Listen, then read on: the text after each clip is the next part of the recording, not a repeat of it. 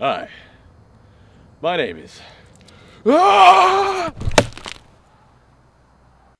Hey guys, thanks for joining me today. As you could tell by the video title, I'm going to be going over how to sprout apple seeds. So maybe you're sitting around and after you've gone to the grocery store and you see a few interesting named apples. Like one of my personal favorites is the Jazz Apple. There's also Pink Lady and Green and Red Delicious and Granny Smith and Honey Crisp, and the list just goes on. There are a lot of apples in this world.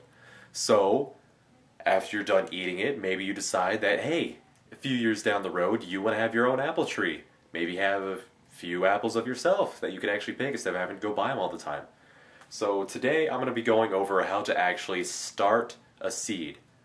Okay, so your basic materials are going to be a Ziploc bag.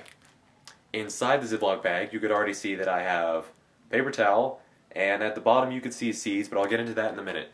So what you're going to want to do is after you eat the apple, take the seeds and you're going to want to rinse them off. You want to get as much fruit, or what's it called, apple meat? Yeah, get as much of the meat of the fruit off as possible. You don't want that to be on the seeds because later down the line when it's sitting in your bag, it could potentially just grow a lot of like fungus, mold, mildew, whatever you really want to call it, and that could be really bad because it could get into the seed and eventually just destroy the seed. So once you have those rinsed off, just set them off to the side and let them dry for a few minutes or up to a day. It's all about your preference. What I did is just set them off for a few minutes, let them dry. Okay, so while they're drying, take your Ziploc bag and the paper towel. You want to fold the paper towel so it is the exact size to fit inside the Ziploc bag. This is important because you don't want any of it sticking out, and you kind of want it to take up the entire Ziploc bag so your seeds can be constantly moist. Which brings me to the next step. You want to get some sort of squirt bottle or something and just wet the paper towel before you put it in. You don't want it to be dripping wet, so just get it nice and saturated, then squeeze it out in your hand. Get out all the excess water, and then set it in a way so it becomes like a pocket in the Ziploc bag. See how I have it folded so the seeds would be inside the center, and the whatever it's called, paper towel, will be encased around it. So after all that is done, make sure that the seeds are free of all the apple meat, and then just set them in the bag. Space them out a little. That way, if there is any meat left, they won't be contaminating the others because they'll be slightly separated. So, okay, as well, I picked up the bag, so they're all together, but that's the basic steps. Then the next step would be to seal up the bag. You want to make sure that all the moisture stays inside so it doesn't evaporate out. And that would also prevent any like anything from contaminating the seeds from getting in. It'll keep out all unwanted bacteria, stuff like that, for the most part. Depends what kind of plastic bags you have. Anyways, so once you have this step done, seal it up. Then just stick it in your fridge for as long as it takes. It took my seeds 2 weeks till I saw my first sprout, and speaking of sprout, as you could see on my hand, that was a seed to a Pink Lady.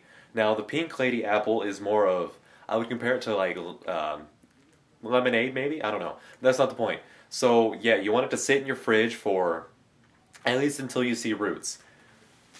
And then when you first start to see the root, don't plant it right away. You want to wait until they get a considerable size. Don't focus on my face. There we go. Anyway, you want to get it so it's actually pretty, like ½ inch or so, just to make sure that they're actually going to make it. And once you see that, you're going to want to take it out of the bag and then into the soil. You could either choose to do it inside like I'm doing because it's really cold outside, or you could do it outside and risk it. I don't want to risk it. Okay, so there is one other way to do this, which is called overwintering. I believe that's what it's called. But that is where you do, I'm guessing you could do the same steps, or if, no, there's a better way. if you were to take a pot of soil and just set the seeds on top, and then maybe put a little more soil on top, make sure it's nice and moist, and then take a bigger Ziploc bag and just put it around the pot. Then what you're going to want to do is just go set it outside for the winter if you do eat it in the winter area, but to make sure it's not like super snowy. It just has to be really cold. And then within a few months you should just look out, and once you see I'm guessing a sprout coming through the dirt, you could go ahead and take off the bag if it's warm enough, but it's probably best to take off the bag at that time anyways. So the two methods are, number one, seal everything up in the Ziploc bag, put it in the fridge for a while. It could take anywhere from a week if you're lucky to not at all. But sadly, that's just what happens to some seeds. And second method is overwintering. Sadly, I can't provide enough information of overwintering because I haven't done it.